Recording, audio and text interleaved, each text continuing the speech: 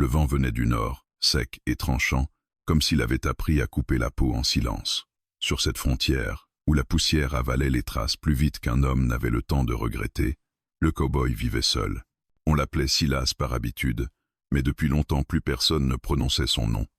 Il n'avait plus besoin d'être reconnu. Il avait besoin que ses journées soient simples, réparer une clôture, vérifier le point d'eau, rentrer avant la nuit, garder le feu vivant. C'était sa manière de rester debout, sans poser de questions à ce qui lui avait été retiré. Ce soir-là, le ciel était clair, trop clair. Les étoiles ressemblaient à des clous plantés dans une planche noire.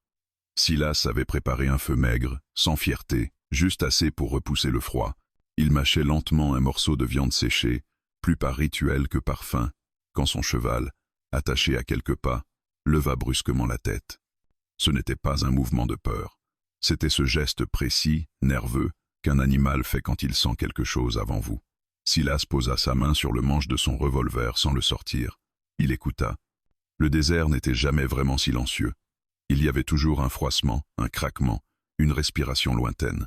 Mais là, il y avait autre chose. Une présence qui ne venait pas du vent. Il se leva, prit sa carabine et s'éloigna du feu, la bouche sèche. Ses bottes écrasaient la terre dure avec une lenteur calculée. Silas connaissait cette sensation. L'instant où l'esprit se prépare à tirer, même quand le cœur voudrait croire que ce n'est rien. Entre deux buissons de sauge brûlés par le gel, il aperçut une silhouette. Pas un homme, trop fine, trop immobile, une ombre droite, debout, à la limite du cercle de lumière. Elle ne fuyait pas, elle ne s'approchait pas non plus. Silas ne pointa pas immédiatement son arme. Il observa. Les vêtements étaient sombres, poussiéreux, comme s'ils avaient roulé longtemps dans la terre.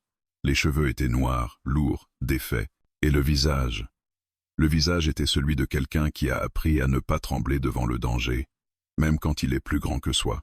Un Apache woman. Ce mot, dans son esprit, ne venait pas avec des histoires de saloon ou de rumeurs de ville. Il venait avec une mémoire plus ancienne, les regards méfiants, les fusils trop rapides, les accusations trop faciles. Ici, une Apache woman ne traversait pas le désert pour rien. Silas parla d'une voix basse, posée. « Tu es perdu ?» Elle ne répondit pas tout de suite. Ses yeux restaient fixés sur lui, pas sur la carabine, pas sur le feu derrière lui, sur lui, comme si elle évaluait quelque chose de plus profond que la menace. Puis elle fit un pas. Un seul. Ses pieds s'arrêtèrent juste avant la lumière. « Je ne suis pas perdu, » dit-elle enfin. Sa voix était rauque, fatiguée, mais pas brisée. Silas sentit quelque chose lui serrer la poitrine, sans qu'il sache pourquoi. Il hésita. Un cow-boy seul ne ramasse pas une inconnue dans le désert, surtout quand elle porte ce regard-là. Mais un homme qui a déjà trop vu sait reconnaître la différence entre un piège et une fuite. « Tu veux quoi ?» demanda-t-il.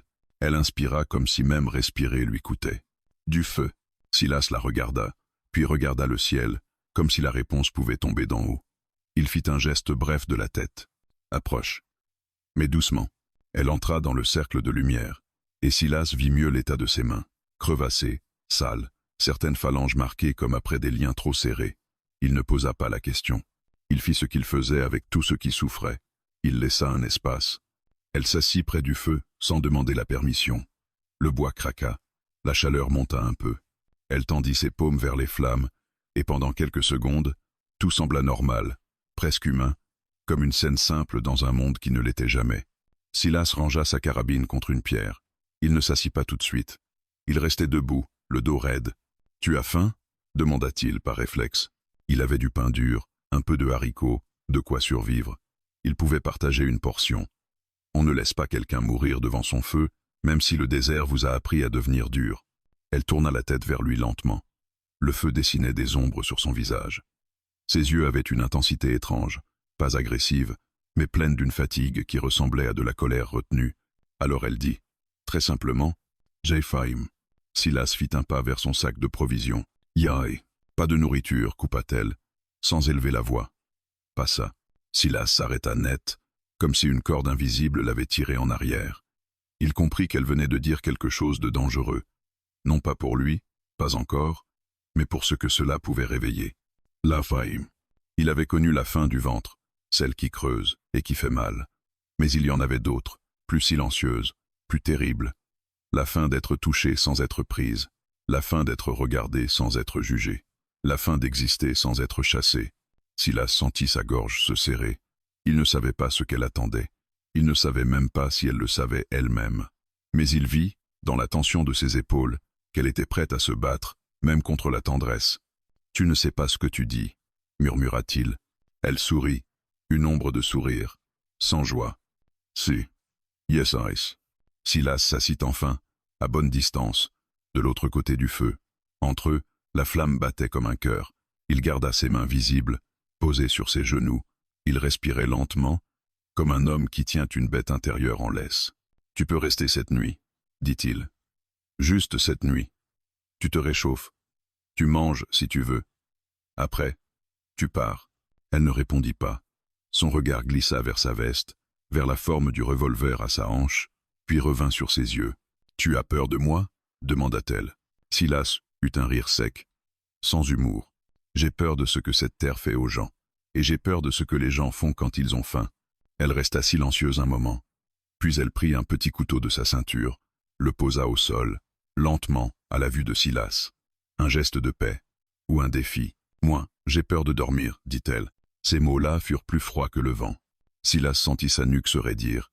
Il comprit qu'il y avait des hommes quelque part, pas loin, peut-être.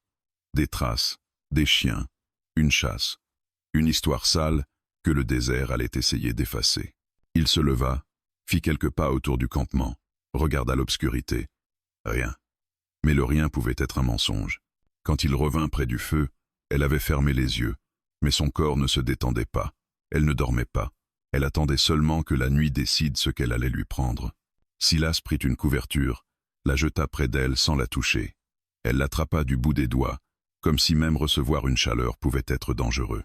Puis, dans un souffle presque inaudible, elle répéta « J'ai faim ». Et Silas, cette fois, comprit avec une clarté brutale. Cette faim-là allait le mettre face à quelque chose qu'il évitait depuis des années. Pas une femme, pas un désir, mais une promesse, une limite, une décision. Au loin, un bruit sec fendit la nuit, pas le cri d'un coyote, pas le craquement d'un arbre, un claquement métallique. Comme une arme qu'on arme, Silas tourna la tête vers l'obscurité, et sa main se posa lentement sur son revolver. Le feu craqua. Les étoiles restèrent immobiles, et dans le silence, la Apache Woman ouvrit les yeux. Cette fois, elle ne regardait plus Silas, elle regardait derrière lui. Le bruit ne se répéta pas. Pourtant, le silence qui suivit était plus lourd encore, comme si le désert retenait son souffle.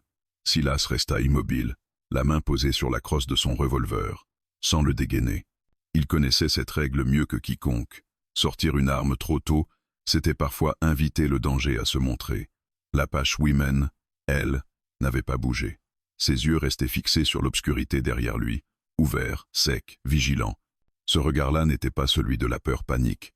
C'était celui de quelqu'un qui a déjà survécu en restant alerte trop longtemps. Silas parla à voix basse, sans se retourner. « Combien ?» Elle mit un instant à répondre, comme si compter coûtait trop. « Je ne sais pas, » dit-elle enfin. « Un, peut être deux, des hommes qui marchent lourd. » Silas hocha lentement la tête. Des hommes lourds laissaient des traces, et ceux qui laissaient des traces ne s'embarrassaient pas de discrétion. Ça voulait dire qu'ils se croyaient chez eux, ou qu'ils pensaient que personne n'oserait les affronter ici. Il fit quelques pas sur le côté, s'agenouilla et ajouta une branche au feu. La flamme monta brièvement, éclairant davantage leur visage. Il voulait qu'on les voie de loin. Les prédateurs aimaient l'ombre, les lâches aussi. « Tu les connais ?» demanda-t-il. Elle secoua la tête, mais son geste était trop rapide, presque automatique. « Ils me connaissent », répondit-elle. Cette phrase pesa plus que tout le reste. Silas comprit qu'elle n'était pas poursuivie pour ce qu'elle avait fait, mais pour ce qu'elle représentait. Une prise, une dette, un corps qu'on croit pouvoir réclamer. Il s'éloigna du feu et fit lentement le tour du campement. Pas de voix, pas de pas visible. Le cheval restait calme, les oreilles droites, bon signe. Le claquement qu'il avait entendu pouvait venir d'ailleurs, ou être un avertissement qui n'attendait pas de réponse immédiate. Quand il revint s'asseoir, elle avait tiré la couverture jusqu'à ses épaules. Pas pour se cacher, mais pour tenir. Elle gardait les genoux repliés contre elle, comme quelqu'un qui protège ce qui lui reste. « Tu peux manger » dit Silas en poussant vers elle un morceau de pain et une gamelle de haricots. « Personne ne te l'enlèvera. » Elle regarda la nourriture longtemps. Puis elle prit le pain, le rompit en deux, en mangea une petite bouchée. Elle mâcha lentement, presque avec précaution, pas comme quelqu'un affamé, comme quelqu'un qui a appris à se méfier de ce qui est offert. « Tu vois, dit Silas doucement. Celle-là, la fin là, je peux la calmer. » Elle leva les yeux vers lui. Le feu faisait danser des ombres sur ses traits, mais il vit clairement ce qu'elle voulait dire sans ouvrir la bouche. « Ce n'est pas celle-là qui me fait mal. » Silas ne répondit pas. Il la laissa manger à son rythme. Il observa ses gestes, précis, économes, comme si chaque mouvement devait justifier son existence. Elle n'était pas faible, elle était vidée.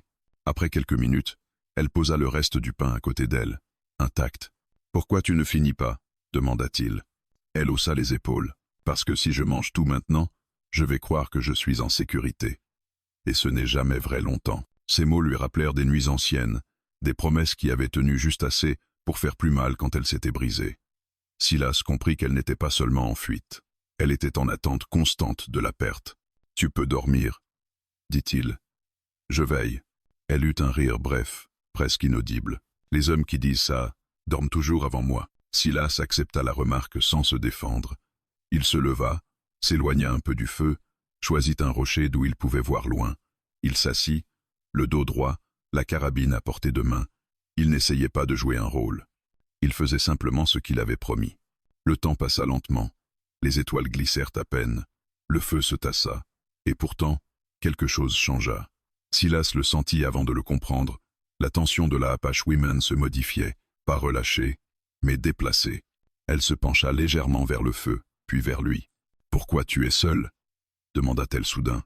Il n'avait pas prévu cette question.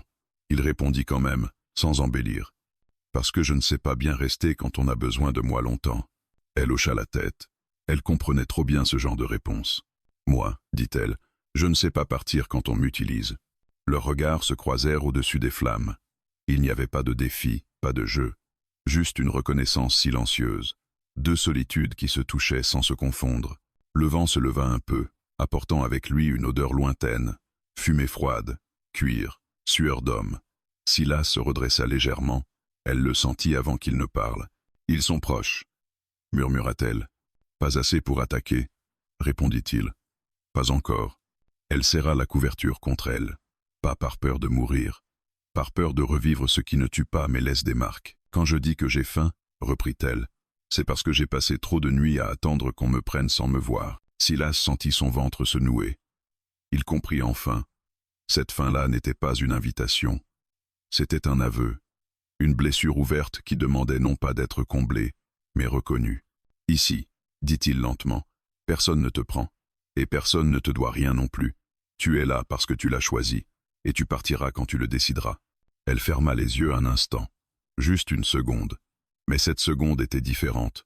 Son souffle se calma imperceptiblement. « C'est pour ça que tu es dangereux, cowboy, » murmura-t-elle. « Pourquoi ? Parce que tu refuses ce que les autres prennent sans demander. » Silas ne répondit pas. Il n'avait pas appris à se défendre contre ce genre de vérité. Il regarda l'obscurité, à l'affût. Les hommes n'étaient toujours pas visibles, mais ils viendraient. Il le savait. Les choses qui sentent la faim savent reconnaître leur proie. Quand il se retourna vers le feu, elle s'était allongée sur le côté, la couverture serrée, le visage tourné vers les flammes. Ses yeux étaient ouverts, toujours. « Tu peux dormir maintenant, » dit-il doucement. « Non, » répondit-elle. « Mais je peux rester. » Silas accepta cette victoire fragile. Il resta là, entre le feu et la nuit, comprenant enfin que la faim la plus difficile à affronter n'était pas celle du corps, mais celle qui naît quand on a survécu trop longtemps, sans être regardé comme un être entier. Au loin, un pas écrasa une branche. Cette fois, ce n'était pas une illusion. Le craquement fut net, trop net pour appartenir au désert. Silas se leva aussitôt, sans précipitation, comme un homme qui a déjà compris que la vitesse mal maîtrisée mène à l'erreur. Sa main glissa sur la crosse du revolver, mais il ne le sortit toujours pas. Pas encore. Le feu crépitait faiblement, projetant des ombres longues et déformées sur les rochers. La Apache Women se redressa à moitié, sans bruit. Elle ne chercha pas son couteau.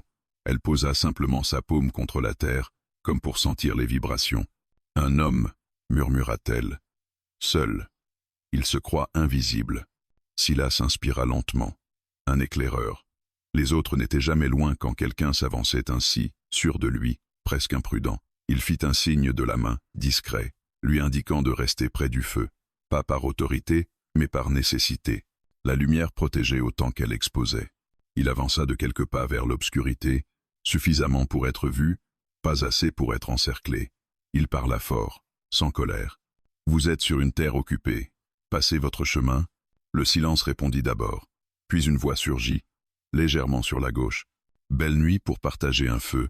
Cowboy. » La voix était grasse, sûre d'elle, habituée à être obéie. Silas reconnut ce ton. Un homme qui avait trop souvent pris sans jamais payer. « Continuez à marcher, dit-il. Il n'y a rien ici pour vous. » Un rire bref fendit la nuit. « Ça, c'est pas à toi d'en décider. » Silas sentit la Apache Women se crisper derrière lui. Il comprit que ces hommes ne cherchaient pas de conflit ouvert. Ils cherchaient une faiblesse, une peur, une négociation sale. Il leva légèrement la carabine, juste assez pour que le geste soit clair. Dernier avertissement. Un pas, puis un autre. La silhouette se dessina enfin, à la limite de la lumière. Un homme grand, manteau usé, sourire tordu. Ses yeux glissèrent aussitôt vers la femme près du feu. Trop vite, trop précis. « Elle vient avec nous », dit-il simplement. Silas ne réfléchit plus. Il tira. Pas pour tuer, pour prévenir. La balle frappa la terre à quelques centimètres du pied de l'homme. Le message était sans ambiguïté. Non. Le silence retomba, lourd, dangereux. L'homme recula d'un pas, surpris plus que blessé dans son orgueil. Il leva les mains, faussement calme. « Tu fais une erreur, cow-boy. Personne ne viendra te sauver ici. Je ne demande pas à être sauvé. » L'homme sourit encore, mais cette fois son sourire manquait de certitude. Alors bonne chance. Il recula lentement, puis disparut dans l'obscurité. Pas de menace criée, pas de promesse ouverte. Ce genre d'homme préférait revenir quand on baissait la garde. Silas resta debout longtemps après son départ, l'arme toujours levée, jusqu'à ce que le désert reprenne son souffle normal, puis il se retourna vers le feu. La Apache Women ne le regardait pas. Elle fixait le point où l'homme avait disparu, le visage fermé. « Ils reviendront, » dit-elle. « Oui, » répondit Silas. « Mais pas ce soir. » Il s'assit lentement, rangea la carabine. Il sentait encore l'adrénaline brûler dans ses veines. Il n'aimait pas tirer. Il aimait encore moins quand c'était nécessaire. « Tu n'avais pas à faire ça, » dit-elle après un moment. « Si, j'avais à le faire. » Elle secoua la tête. « Les hommes comme ça ne comprennent qu'une chose. Tu viens de leur dire que je compte plus que ta tranquillité. » Silas regarda le feu, les braises rouges qui pulsaient comme un cœur vivant. Peut être que c'est vrai. Elle se tourna enfin vers lui. Ses yeux étaient durs, mais quelque chose tremblait derrière. « Pourquoi ?» Il répondit sans détour. « Parce que je ne veux plus être l'homme qui détourne les yeux. » Le silence s'installa entre eux. Pas un silence vide, un silence chargé de ce qui n'avait pas besoin d'être dit. Elle inspira profondément, puis parla à voix basse. « Ils m'ont appris à me taire pour survivre. » Silas hocha la tête. « Moi, on m'a appris à parler avec des armes. » Elle eut un sourire triste. Aucun des deux ne nourrit vraiment. Il observa ses mains. Elles tremblaient légèrement maintenant que le danger immédiat était passé. Elle s'en rendit compte et les serra contre elle, comme si elle refusait de montrer cette faiblesse. « Tu n'as pas à me raconter, » dit-il doucement. « Rien. » Elle leva les yeux vers lui, surprise. « Tu ne veux pas savoir. Je veux que tu choisisses qu'en parler. Pas parce que tu crois que tu me dois quelque chose. » Ces mots la touchèrent plus qu'il ne l'avait prévu. Elle resta silencieuse longtemps, le regard perdu dans les flammes. Puis elle posa une question simple, presque enfantine. « Et si je ne parle jamais? Alors on partagera le silence. » Elle le regarda, longuement. Elle cherchait le piège, la dette cachée. Elle n'en trouva pas. « D'accord, » dit-elle enfin. « Pas de questions, pas d'histoire, pas de promesses. » Silas acquiesça. Pas de promesses. Ils restèrent là, côte à côte mais séparés par le feu, par cette frontière invisible qu'aucun des deux ne voulait franchir trop vite. Le pacte venait d'être scellé, pas par un geste, pas par un serment, par un respectare. La nuit avançait. Le vent se calma, les étoiles semblaient plus proches. La Apache Women s'allongea de nouveau, cette fois sur le dos, le regard tourné vers le ciel. « Quand j'étais enfant, » dit-elle soudain, « on m'a dit que les étoiles regardaient les vivants pour se souvenir d'eux quand ils mouraient. » Silas sourit faiblement. « Alors elles ont beaucoup de travail ici. » Elle laissa échapper un souffle qui ressemblait presque à un rire. « Si je dors, dit-elle, réveille-moi au moindre bruit. Je ne dormirai pas. Personne ne veille toute la nuit sans raison. » Silas pensa à toutes les nuits qu'il avait passées à attendre que le jour arrive, non pas par peur, mais parce que dormir voulait dire rêver. J'en ai une, répondit-il. Elle ferma les yeux, lentement cette fois. Pas complètement, juste assez pour se reposer sans s'abandonner. Silas observa le désert, les ombres, les chemins invisibles. Les hommes reviendraient, il le savait. Mais cette nuit-là, quelque chose avait changé. Il ne protégeait plus seulement un feu ou un territoire. Il protégeait un silence fragile, un espace où la faim n'avait pas besoin d'être expliquée, et pour la première fois depuis longtemps, il sut qu'il était prêt à tenir cette garde, aussi longtemps qu'il le faudrait. L'aube arriva sans couleur, comme une promesse fatiguée. Le ciel se déplia dans un gris pâle, et le désert sembla expirer lentement après la nuit tendue.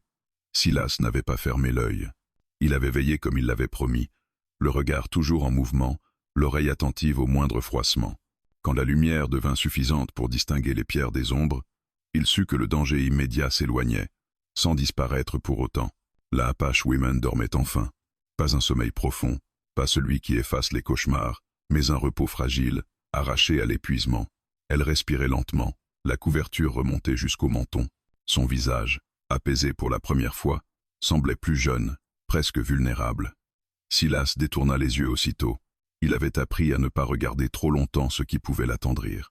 Il se leva, ralluma le feu, fit chauffer de l'eau. Les gestes simples l'aidaient à rester à distance de ce qu'il ressentait, car quelque chose avait changé pendant la nuit. Pas une attirance brutale, pas un désir évident, plutôt une tension sourde, comme une corde tendue trop fort, prête à vibrer au moindre contact. Quand elle se réveilla, le soleil était déjà haut.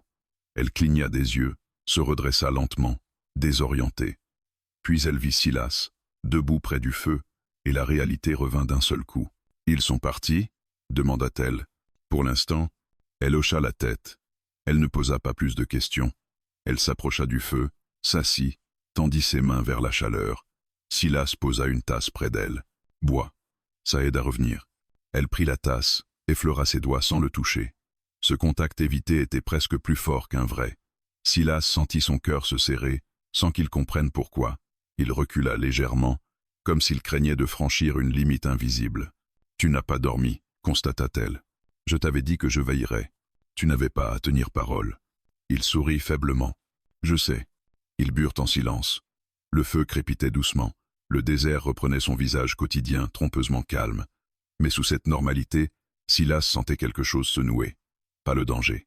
Autre chose. Plus intime. Elle rompit le silence. « Quand j'ai dit que j'avais faim, tu as compris autre chose que ce que j'ai dit. Ce n'était pas une accusation. C'était une constatation. »« Oui, » répondit-il simplement. « Et tu as choisi de ne pas y répondre. » Il posa sa tasse, prit le temps de réfléchir. Chaque mot comptait désormais. « J'ai choisi de ne pas décider à ta place. » Elle l'observa attentivement. Elle cherchait toujours la dette cachée, la prise invisible. « Les hommes décident toujours à ma place, » dit-elle, même quand ils prétendent aider. « Je ne suis pas ces hommes-là. »« Non, » répondit-elle. « C'est ça qui est dangereux. » Silas sentit la vérité de ces mots le traverser comme une lame fine. Il comprenait. Le danger ne venait pas du geste brutal, mais de la tentation douce. De cette envie de croire que, cette fois, céder serait différent. Ils se levèrent pour préparer le camp. Silas replia les couvertures. Elle rangea la vaisselle sans qu'on lui demande. Ils travaillaient côte à côte, sans se toucher, mais conscients l'un de l'autre à chaque mouvement. La proximité rendait le silence plus dense. À un moment, elle trébucha légèrement sur une pierre. Silas tendit la main par réflexe, la rattrapa par l'avant-bras.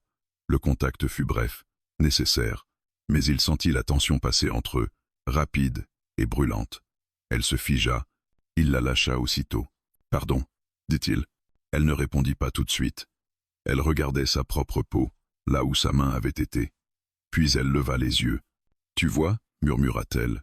« Même ça réveille la faim. » Silas serra les mâchoires. Il comprenait mieux maintenant. La faim dont elle parlait n'était pas un appel, c'était une réaction, une mémoire du corps, conditionnée par trop de prises, trop de nuits, où le refus n'avait pas compté. Cette faim-là, dit-il lentement, elle ne se calme pas en la nourrissant. Alors comment? Il hésita, puis répondit avec honnêteté. En la laissant exister sans la commander, elle resta silencieuse longtemps.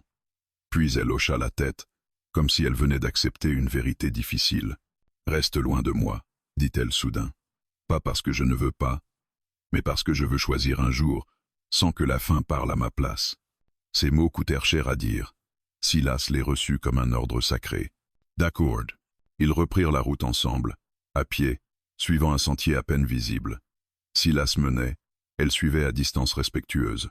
Chaque pas renforçait cette discipline silencieuse. Le désir était là, mais tenu en laisse, transformé en vigilance. À midi, ils s'arrêtèrent à l'ombre d'un rocher. Elle mangea un peu plus cette fois, sans se presser. Silas observa sans commenter. Il voyait déjà la différence. Elle reprenait possession de ses gestes. « Tu sais, » dit-elle en essuyant ses mains, « les hommes pensent toujours que le désir est une faiblesse. Et toi, je pense que c'est une force, quand on choisit quand l'écouter. » Silas acquiesça. Il comprenait enfin ce qu'il protégeait vraiment, pas elle seulement, mais la possibilité qu'elle décide sans contrainte, même intérieure. Quand ils repartirent, le soleil était haut. Les traces d'hommes s'étaient éloignées, mais Silas savait qu'elles n'étaient jamais loin. Pourtant, ce n'était pas cela qui l'inquiétait le plus. Ce qui l'inquiétait, c'était la facilité avec laquelle il aurait pu céder. La simplicité trompeuse d'un geste, d'un rapprochement, et la certitude nouvelle que la vraie épreuve ne serait pas d'affronter des hommes armés, mais de tenir cette ligne invisible entre présence et possession. En marchant, il sentit son regard se poser sur elle malgré lui. Il le détourna aussitôt. Il se rappela ces mots. « Reste loin de moi ». Il obéit. Pas par peur, par respect. Et dans ce désert qui n'offrait aucune loi écrite, Silas comprit que c'était peu, être la règle la plus difficile qu'il ait jamais choisi de suivre. Le soir tomba plus vite qu'il ne l'avait prévu. Le désert avait cette manière brutale de rappeler qu'il décidait toujours du rythme, jamais les hommes. Le ciel passa de l'ocre au violet, puis au noir profond, sans transition. Silas s'arrêta près d'un renfoncement rocheux, qui offrait un peu d'abri contre le vent nocturne. « On s'arrête ici », dit-il. La Apashwiman hocha la tête. Elle n'objecta pas. Depuis la matinée, elle avait appris à lire ses silences, comme lui apprenait à respecter les siens. Silas ramassa du bois mort, alluma le feu avec des gestes précis, mesurés. La flamme prit vite, éclairant leur visage d'une lumière instable. Le feu était devenu leur centre, leur point fixe, mais ce soir, il serait aussi autre chose. Une frontière. Elle s'assit de l'autre côté, à bonne distance. Le feu dessinait une ligne claire entre eux. Silas en fut presque soulagé. La nuit amplifiait tout le froid, la fatigue, les pensées qu'on croyait maîtriser. « Tu fais toujours un feu comme ça ?» demanda-t-elle. « Ni trop grand, ni trop petit. »« Oui. »« Trop grand attire. »« Trop petit ment. » Elle sourit légèrement. Comme les hommes. Il ne répondit pas. Il savait qu'elle avait raison. Ils mangèrent en silence. Le crépitement du bois ponctuait les minutes. La chaleur faisait du bien, mais elle rappelait aussi ce que le froid enlève quand il dure trop longtemps. Silas sentit ses muscles se détendre malgré lui. C'était dangereux. La détente faisait baisser la garde. La Apashwiman se rapprocha un peu du feu. Pas de lui, de la chaleur. Pourtant, dans la nuit, tout rapprochement prenait une autre dimension. Silas le sentit immédiatement. Il se raidit. « Tu peux rester là », dit-il doucement, comme pour poser une règle invisible. Pas un ordre. Une limite. Elle leva les yeux vers lui, surprise par le ton. « Je sais. » Elle ne bougea pas davantage. Mais le froid gagnait. Silas le voyait à ses épaules, à sa respiration plus courte. La nuit ne pardonnait pas. « Si tu veux. »« La couverture, » proposa-t-il. « J'en ai déjà une. » Elle serra le tissu contre elle. Un silence lourd s'installa. Le feu crépitait, indifférente à leurs hésitations. Au bout d'un moment, elle parla, la voix plus basse. « Tu sais pourquoi j'ai survécu jusque-là » Silas secoua la tête. « Parce que j'ai appris à comprendre quand le feu change de nature. » Il la regarda, attentif. « Parfois, continua-t-elle, il réchauffe. Parfois il brûle. Et parfois, il attire ceux qui veulent te jeter dedans. » Silas comprit qu'elle parlait d'elle, de son corps, de ce qu'il représentait pour d'autres, et peut être, dangereusement, de ce qu'il commençait à représenter pour lui. Le vent se leva brusquement, faisant vaciller les flammes. Elle frissonna. Silas se leva sans réfléchir, fit un pas vers elle avec la couverture qu'il avait gardée pour lui. Elle leva aussitôt la main. « Non. » Un seul mot. Ferme. Clair. Silas s'arrêta net. Il ne s'était pas rendu compte à quel point il s'était approché. Le feu était désormais entre eux, mince barrière dérisoire. « Je voulais juste... »« Je sais, » coupa-t-elle. « C'est pour ça que je dis non. » Il inspira profondément, recula, posa la couverture de son côté du feu. « D'accord. » Elle le regarda longtemps, puis elle se leva, fit le tour du feu lentement, jusqu'à se placer à mi-distance. Pas trop près, pas trop loin. Je ne dis pas non parce que j'ai peur de toi, dit-elle. Je dis non parce que si je dis oui maintenant, ce ne serait pas un choix. Ces mots résonnèrent en lui plus fort que le vent. Je comprends. Non, dit-elle doucement. Tu fais plus que comprendre. Tu respectes. Et ça me trouble. Silas sentit son cœur battre plus fort. Il ne s'approcha pas. Il resta immobile, comme un homme qui refuse de traverser une ligne tracée dans le sable. Ils s'assirent de nouveau, chacun de leur côté du feu. La frontière était claire désormais, pas seulement physique, intérieure. La nuit avançait. Les bruits du désert reprenaient leur danse lointaine. Silas surveillait l'obscurité, mais aussi ses propres pensées. Il sentait le désir là, présent, mais transformé. Ce n'était plus une pulsion. C'était une responsabilité. Quand je dis que j'ai faim, murmura-t-elle soudain, c'est aussi parce que j'ai passé trop de temps à croire que la chaleur devait forcément brûler. Il la regarda à travers les flammes. Et maintenant je veux apprendre à rester près du feu sans m'y perdre. Silas hocha lentement la tête. Alors le feu reste là, dit-il. Entre nous, elle sourit, un vrai sourire cette fois. Fatigué, fragile, mais sincère, ils restèrent éveillés longtemps, chacun à leur tour surveillant la nuit. Le feu diminuait, devenait braise. La frontière restait visible, même dans la pénombre. Quand elle s'allongea enfin, de l'autre côté, elle tira la couverture jusqu'à son menton. Pas pour se cacher, pour se protéger. « Silas » dit-elle à voix basse. Il répondit sans la regarder. « Oui, merci de ne pas avoir traversé le feu. » Il ferma les yeux un instant. « Merci de me l'avoir permis. » Le vent souffla, mais le feu tint bon. Et dans cette nuit froide, Silas comprit que certaines frontières ne servent pas à séparer, mais à rendre possible ce qui, sans elles, serait détruit. Le feu continua de brûler, silencieux gardien de leur pacte. Le matin se leva dans une lumière pâle, presque fragile, comme si le jour hésitait à prendre toute la place. Le feu n'était plus qu'un cercle de braises endormies. Silas se redressa lentement, les muscles raides d'avoir veillé par fragments. De l'autre côté, la Apache Woman était déjà assise, les genoux ramenés contre elle, le regard perdu vers l'horizon. Elle n'avait pas dormi beaucoup. Il le savait sans avoir à le demander. Ils partagèrent un peu d'eau, quelques bouchées, sans se presser. La frontière du feu avait tenu toute la nuit, mais quelque chose avait changé. La faim n'était plus un murmure diffus. Elle avait pris la forme d'un poids, d'une question qui demandait à être posée. Ils reprirent la route, longeant un lit de rivière asséché. Les pierres blanchies par le soleil craquaient sous leurs pas.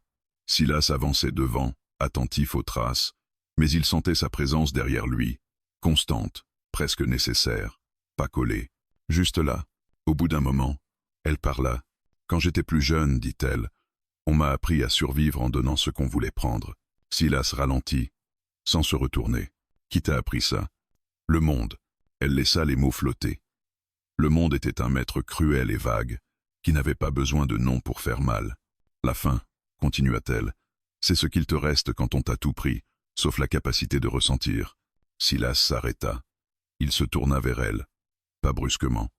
Comme on se tourne vers une vérité qu'on n'a plus envie d'éviter. « Tu n'as rien à me donner ici, » dit-il, « et je ne prends rien. » Elle le regarda longuement, puis détourna les yeux. « C'est difficile à croire. »« Je sais. » Ils marchèrent encore, jusqu'à trouver un endroit à l'ombre. Silas posa son sac, s'assit. Elle resta debout un instant, puis s'assit à son tour, à distance. La discipline était devenue une habitude, presque un rituel. « Dis-moi ce que tu veux dire par faim, » demanda-t-il enfin. Pas pour comprendre, pour écouter. Elle inspira profondément. Son souffle trembla une seconde, puis se stabilisa. « Ce n'est pas le désir, » dit-elle. « Le désir, je le connais. Il passe, il brûle, puis il s'éteint. La faim, elle, reste. Elle vient de l'endroit où on t'a appris que ta valeur dépendait de ce que tu laissais faire. » Silas sentit sa poitrine se serrer. Il comprenait mieux maintenant. La faim n'était pas une invitation au geste. C'était une cicatrice qui appelait un nom. « On m'a regardé comme une chose, » reprit-elle. « Comme un passage, comme un prix. Et à force, j'ai fini par croire que c'était vrai, que c'était tout ce que j'étais. » Elle s'interrompit. Le silence s'étira. Silas ne parla pas. Il savait que la moindre parole mal placée pouvait refermer la porte qu'elle venait d'ouvrir. « Quand je dis « j'ai faim », conclut-elle, c'est parce que je ne sais plus comment demander autre chose. » Silas baissa les yeux vers ses mains. Il se souvenait de ses propres silences, de ce qu'il avait appris à terre pour rester debout. Les hommes apprenaient à serrer les dents, les femmes parfois à disparaître. Ici, dit-il doucement, tu peux demander sans offrir en échange. Elle le fixa, incrédule. Et si je demande trop, alors je dirai non. Et ce sera honnête. Cette réponse la surprit. Elle eut un petit rire, bref, presque soulagée. Tu es étrange, cowboy. On me l'a déjà dit. Ils restèrent là longtemps, sans parler. Le vent passait sur la terre sèche, soulevant un peu de poussière. Silas observait les collines, pensif. Il comprenait que la faim qu'elle portait ne se nourrissait pas de gestes, mais de temps, de constance, de limites tenues. Quand ils repartirent, elle marchait un peu plus droite, pas guérie, mais présente. En fin d'après-midi, ils aperçurent une ancienne cabane abandonnée, à moitié effondrée, un abri précaire mais suffisant pour la nuit. Silas inspecta les lieux, vérifia qu'ils n'étaient pas suivis. Rien, pas de traces fraîches, juste le désert et ses mensonges anciens. Ils allumèrent un petit feu, plus discret. La frontière était toujours là, mais moins tranchée. Pas parce qu'elle se dissolvait, mais parce qu'elle était comprise. « Tu sais, dit-elle en regardant les flammes, j'ai longtemps cru que la dignité était un luxe, quelque chose qu'on se permettait quand on était en sécurité. Et maintenant, je crois que c'est l'inverse. C'est la dignité qui permet de survivre. » Silas hocha la tête. Il sentait la vérité de ces mots s'ancrer en lui. La nuit tomba. Ils mangèrent peu. La fatigue gagnait. Elle s'allongea la première, sur le côté, le dos tourné au feu. Silas resta assis, veillant, comme toujours. « Silas, murmura-t-elle après un moment. Oui, si je reste, ce ne sera pas pour combler une faim. Ce sera pour apprendre à la reconnaître, sans la laisser décider. » Il réfléchit avant de répondre. « Alors je resterai pour la même raison. » Elle ferma les yeux. Cette fois, plus longtemps. Son souffle s'approfondit. Le sommeil la prit doucement, sans sursaut. Silas observa les flammes qui dansaient. Il comprit que la faim qu'elle portait cachait autre chose encore, une soif de choix, une revendication silencieuse de soi. Et il comprit que son rôle n'était pas d'être un sauveur, ni un remède. Seulement un homme qui tient sa place, sans prendre, sans fuir. Au dehors, le désert étendait son silence. Et pour la première fois depuis longtemps, Silas sentit que ce silence n'était pas une menace, mais un espace où quelque chose de fragile pouvait enfin respirer. Le danger ne se présenta pas comme un fracas. Il arriva comme tout le reste dans le désert, lentement, avec une certitude muette. Silas le sentit avant de le voir. Une tension nouvelle dans l'air, une manière différente qu'avaient les oiseaux de s'éloigner, un silence trop propre pour être honnête. Il se leva avant l'aube. Le feu n'était plus qu'un cercle de cendres grises. La Apache Women dormait encore, enroulée dans la couverture, le visage plus paisible que les nuits précédentes. Silas hésita à la réveiller, puis il vit les traces. Des pas, plusieurs, frais, mal dissimulés. Il n'avait pas cherché à être invisible. Il voulait être trouvé. C'était un message. Silas resserra la mâchoire. Les hommes de la nuit précédente n'avaient pas renoncé. Ils s'étaient organisés. Et cette fois, il n'était pas seul. Il s'agenouilla près d'elle, posa la main sur le sol pour se faire sentir avant de parler. « Réveille-toi. » Doucement. Ses yeux s'ouvrirent aussitôt, trop vite pour quelqu'un qui dormait profondément. Elle lut son visage avant même qu'il ne parle. « Ils sont là. » « Oui. » « Pas encore assez proches. »« Mais ça va changer. » Elle se redressa, attrapa son couteau. Pas pour attaquer, pour ne pas être sans rien. « Combien ?»« 3. »« Peut être 4. » Ils ont du temps. Elle inspira lentement. Pas de panique. Juste une fatigue ancienne. « Ils me cherchent depuis 2 jours, dit-elle. Ils savent que je suis blessé. Ils savent que je ralentis les hommes seuls. » Silas se redressa. « Tu n'es pas un fardeau. » Elle le regarda, puis détourna les yeux. « Je sais. Mais eux ne le voient pas comme ça. » Il n'y avait pas de colère dans sa voix, juste un constat. Silas réfléchit vite. La cabane n'offrait qu'une illusion de protection. Ils étaient à découvert. Fuir était possible, mais elle ne tiendrait pas longtemps si la poursuite devenait brutale. Rester signifiait se battre. « On part, » dit-il enfin. « Vers l'est. Il y a un passage étroit. Ils ne pourront pas nous encercler. Et toi, je ferme la marche. » Elle comprit immédiatement ce que cela impliquait.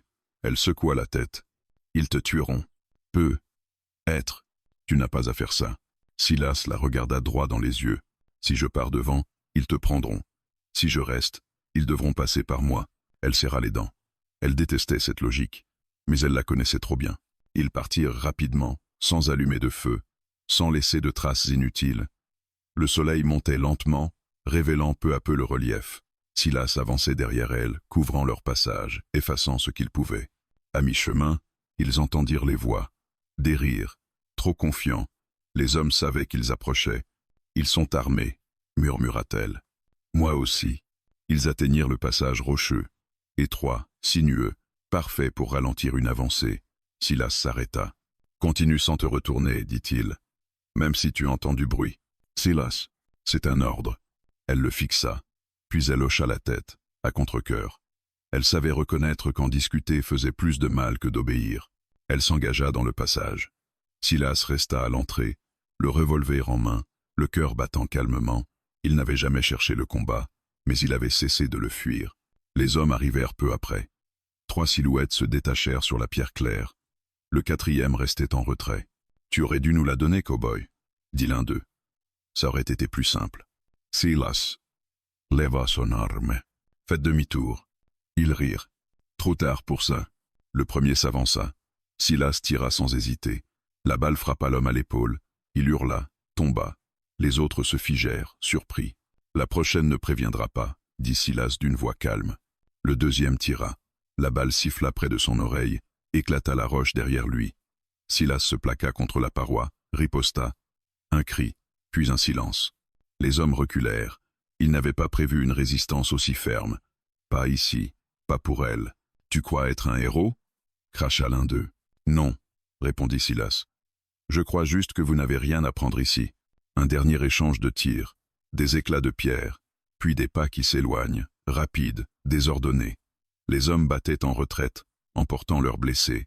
Silas resta immobile longtemps, le souffle court. Son bras le brûlait. Une balle l'avait effleuré, rien de mortel, mais assez pour laisser une trace. Quand il rejoignit le passage, elle l'attendait, pâle, droite malgré la peur. « Tu es blessé. » Rien de grave. Elle s'approcha sans réfléchir, posa sa main sur son bras. Cette fois, il ne recula pas. Pas parce qu'il cédait, mais parce que c'était nécessaire. « Ils reviendront, » dit-elle. « Pas tout de suite. » Elle le regarda, les yeux brillants. « Pourquoi tu fais ça ?» Il répondit sans détour. « Parce que si je les laisse te prendre, je ne saurai plus qui je suis. » Le silence tomba entre eux, lourd, définitif. Elle comprit alors que le danger n'était plus seulement extérieur. Quelque chose venait de basculer. Ils repartirent lentement. Elle soutenait son bras blessé, sans excès, juste assez. La frontière existait encore, mais elle vibrait désormais sous la pression du réel. Le soleil montait. Le désert reprenait sa respiration, et derrière eux, dans la poussière, restaient les traces d'un choix qui ne pourrait plus être effacé. Ils marchèrent longtemps sans parler. Le désert semblait plus vaste après l'affrontement, comme si l'espace lui-même avait reculé pour leur laisser une chance de reprendre souffle. Silas avançait à pas mesurés, le bras serré contre son flanc. La blessure n'était pas grave, mais elle brûlait à chaque mouvement, rappel constant de ce qui venait de se passer. La Apache Women marchait à sa hauteur, sans le presser, sans le guider. Sa présence était devenue une force tranquille, presque tangible. Quand ils s'arrêtèrent enfin, ce fut près d'un repli de terrain où le vent passait moins. Le soleil était encore haut, mais la fatigue pesait déjà. Silas s'assit lentement, la mâchoire serrée. Elle s'agenouilla devant lui sans demander, sortit un morceau de tissu propre de son sac. « Laisse-moi voir, dit-elle. » Il hésita. Pas par méfiance, par cette vieille habitude de ne pas offrir sa faiblesse. Ce n'est rien, ce n'est jamais rien quand on saigne. Il acquiesça, desserra sa chemise. Elle nettoya la plaie avec des gestes sûrs, précis. Pas une caresse, pas une hésitation.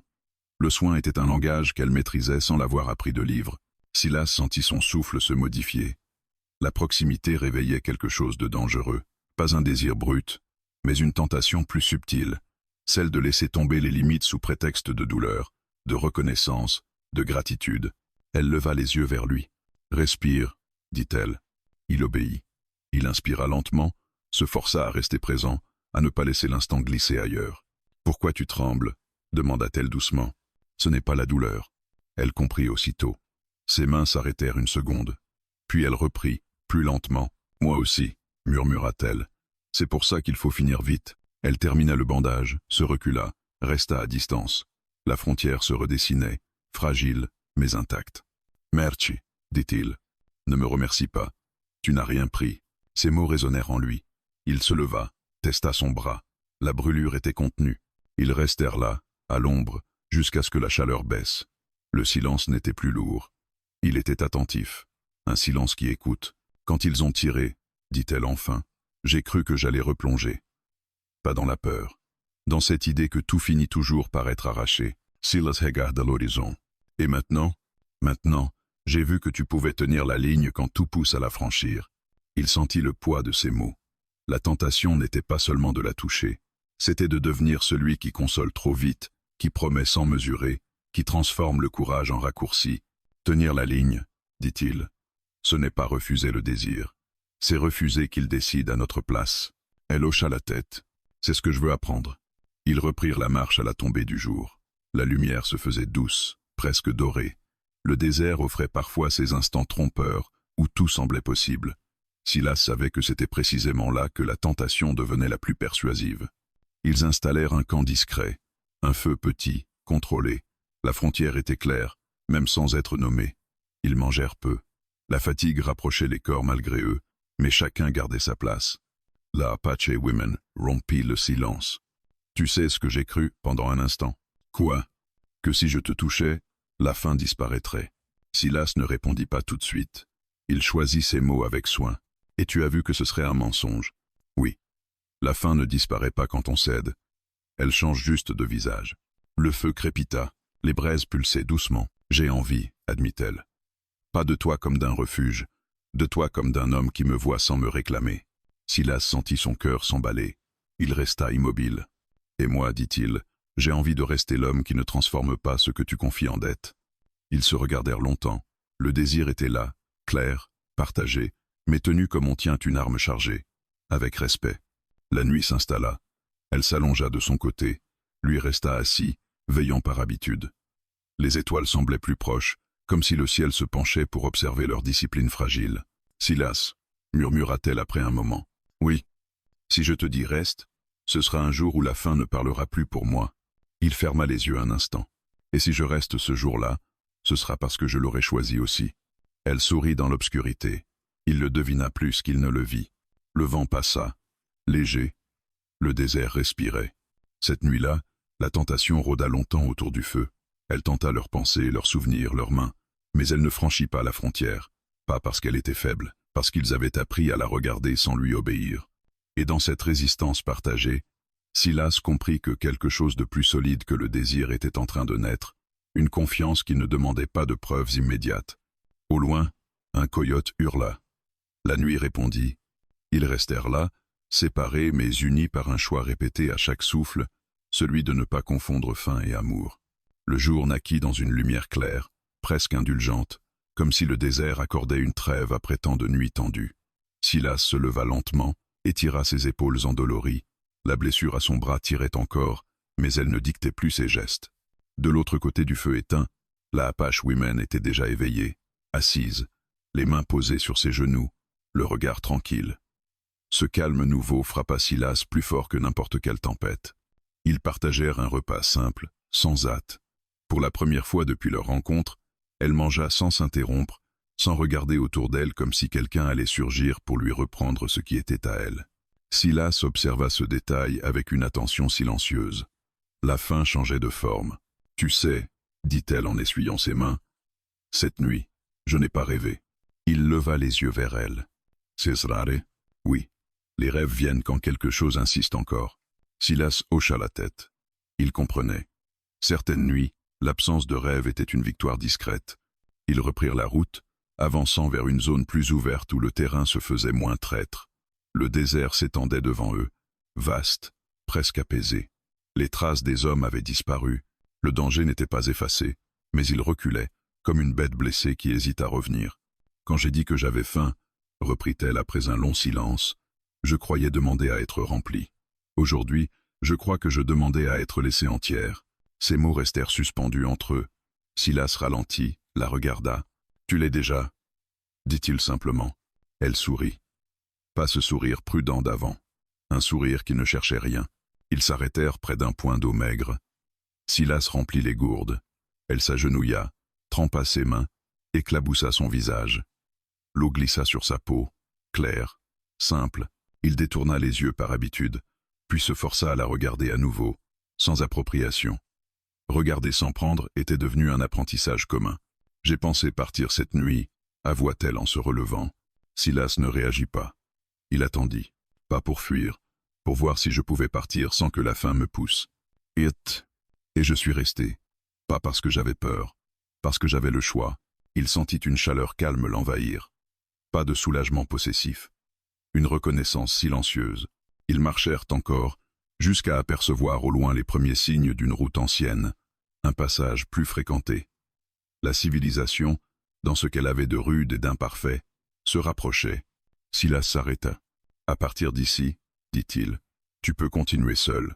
Il y aura des gens, des risques différents. » Elle hocha la tête. « Je sais. » Elle resta immobile, regarda le chemin, puis le désert derrière eux. « Et toi, moi ?»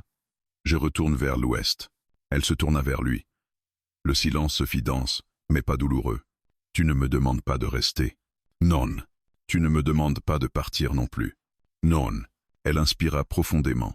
Ses épaules se détendirent. « C'est la première fois, dit-elle, que quelqu'un me laisse le choix sans disparaître. » Silas sentit quelque chose se nouer dans sa gorge. Il répondit néanmoins avec calme. « Je serai là, dit-il, que tu partes ou que tu restes. Pas pour te suivre, pour tenir ma place. » Elle le regarda longtemps. Il n'y avait plus de faim dans ses yeux. Il y avait une décision en train de naître. La faim, murmura-t-elle, n'a pas disparu. Elle s'est transformée. Elle est devenue une question au lieu d'un ordre. C'est une bonne transformation. Oui. Parce qu'une question, on peut y répondre quand on est prêt. Le vent passa, soulevant la poussière. Le désert semblait écouter. Elle fit quelques pas vers la route, puis s'arrêta, se retourna. Silas. Oui. Si je reviens, un jour, ce ne sera pas parce que j'aurai faim. Il soutint son regard. Je le saurai. Ils restèrent là un moment encore, sans se toucher, sans se promettre. Le lien entre eux ne demandait plus de gestes pour exister. Enfin, elle se détourna, fit quelques pas, puis revint encore. Une dernière chose. Desmoy, merci de m'avoir laissé transformer ma faim sans la juger. Silas sourit doucement. Merci de m'avoir appris que refuser peut être une forme de soin. Elle hocha la tête, puis s'éloigna vraiment cette fois, marchant droit, sans se retourner. Silas la regarda jusqu'à ce que sa silhouette se fonde dans la lumière. Il sentit une mélancolie douce, mais pas de manque. Ce qu'ils avaient partagé ne se mesurait pas en durée. Quand il se tourna vers l'ouest, le désert lui sembla différent. Pas plus clément, mais plus habitable. La faim avait changé de nature. Elle n'était plus une blessure ouverte. Elle était devenue un rappel, celui que certaines choses ne se prennent pas, ne se comblent pas, mais se respectent jusqu'à ce qu'elles trouvent leur propre forme. Silas marcha longtemps seul mais non vide, portant avec lui cette certitude nouvelle. Et quelque part, sur une route poussiéreuse, une femme avançait sans être poussée par la faim, mais guidée par un choix qui lui appartenait enfin. Le désert avait changé de voie. Silas le sentit dès les premières heures de marche. Ce n'était pas le paysage, la poussière, les pierres, l'horizon étaient les mêmes, mais quelque chose dans la manière dont le silence l'accompagnait. Avant, il pesait. Maintenant, il marchait avec lui. Il avançait vers l'ouest, comme il l'avait dit, pas par habitude, pas par fuite, par cohérence. Chaque pas était une décision tenue, pas une réaction. Son bras le lançait encore, rappel discret de la violence récente, mais la douleur ne dominait plus ses pensées. Elle était là, à sa place. À midi, il s'arrêta près d'un ancien point d'eau. Il s'assit, but lentement, observa la surface trouble. Il se vit à peine dans le reflet, mais ce qu'il reconnut lui suffit. Un homme qui n'avait pas cédé à la facilité, ni au danger, ni à la tentation de réparer trop vite ce qui demandait du temps. Il pensa à elle, pas comme à une absence, comme à un passage. Il se souvenait de sa voix, de la façon dont elle disait « j'ai faim », non comme une demande, mais comme une vérité trop lourde pour rester silencieuse. Il comprenait maintenant ce qu'il n'avait compris qu'intuitivement au début. Certaines faims ne cherchent pas à être comblées, elles cherchent à être vues sans être exploitées. Le soleil descendait quand il aperçut de la fumée au loin. Un campement, des voyageurs, des voix. Silas ralentit, il pouvait les éviter, il en avait l'habitude. Mais cette fois, il ne ressentit pas le besoin de disparaître. Il s'approcha, visible, les mains libres. « Bonsoir », lança-t-il calmement. Les hommes autour du feu se figèrent, puis se détendirent en voyant qu'il ne cherchait rien. Un signe de tête, un geste pour l'inviter à s'asseoir. Il refusa poliment. « Juste de l'eau, si vous en avez. On lui en donna, sans question inutile, sans dette. Il remercia, repartit. Ce simple échange lui confirma ce qu'il sentait depuis le matin. Il n'avait plus besoin d'être seul pour se protéger. La nuit tomba peu après. Silas alluma un feu modeste, comme toujours. Il s'assit face aux flammes, les mains posées sur ses genoux. Le feu n'était plus une frontière ce soir-là, il était un rappel. Il pensa à ce qu'elle avait dit. À la fin, « Si je reviens, ce ne sera pas parce que j'aurai faim. » Cette phrase n'était pas une promesse. Elle n'en avait pas la forme. C'était une déclaration de liberté, et cela le nourrissait plus que tout. Il comprit alors que ce qu'ils avaient construit ensemble n'était ni une histoire d'amour, ni un sacrifice, ni une fuite partagée. C'était une reconnaissance mutuelle. Deux êtres qui avaient refusé de se réduire à leurs blessures. Silas ajouta une branche au feu. Les flammes montèrent légèrement, puis se calmèrent, exactement comme il fallait. Il se demanda, sans urgence, sans attente, ce qu'il ferait si elle revenait. La réponse vint sans effort. Il ne changerait rien. Il resterait cet homme-là, présent, limité, disponible sans être envahissant. Et si elle ne revenait pas, il continuerait quand même. Le désert n'aimait pas les promesses. Il respectait les choix répétés. Plus tard dans la nuit, alors que les étoiles reprenaient leur place, Silas se surprit à sourire. Pas un sourire de bonheur éclatant, un sourire stable, celui de quelqu'un qui a cessé de lutter contre ce qu'il est. Il pensa à toutes les fins qu'il avait connues. La fin de silence, la fin d'oubli, la fin de sens. Aucune n'avait été apaisée par la possession. Toutes l'avaient été, un jour ou l'autre, par une décision claire. Au loin, un coyote hurla. Silas leva les yeux vers le ciel. « Je t'ai entendu, » murmura-t-il, sans savoir à qui il s'adressait vraiment. Le feu baissa lentement. Il se coucha, non pas pour fuir le rêve, mais pour l'accepter s'il venait. Et cette nuit-là, il rêva. Pas d'elle, pas du danger, pas du passé. Il rêva d'un chemin simple, tracé sans urgence, où chaque pas avait du poids parce qu'il était choisi. À l'aube, Silas se leva, éteignit le feu, remit son sac sur l'épaule. Le désert l'attendait. Et quelque part, sur une route qui n'était plus une fuite, une femme avançait avec une faim transformée en boussole non plus pour survivre, mais pour vivre. Silas marcha vers l'ouest, nourri non par ce qu'il avait pris, mais par ce qu'il avait su refuser. Et cela, il le comprit enfin, était ce qui nourrit vraiment.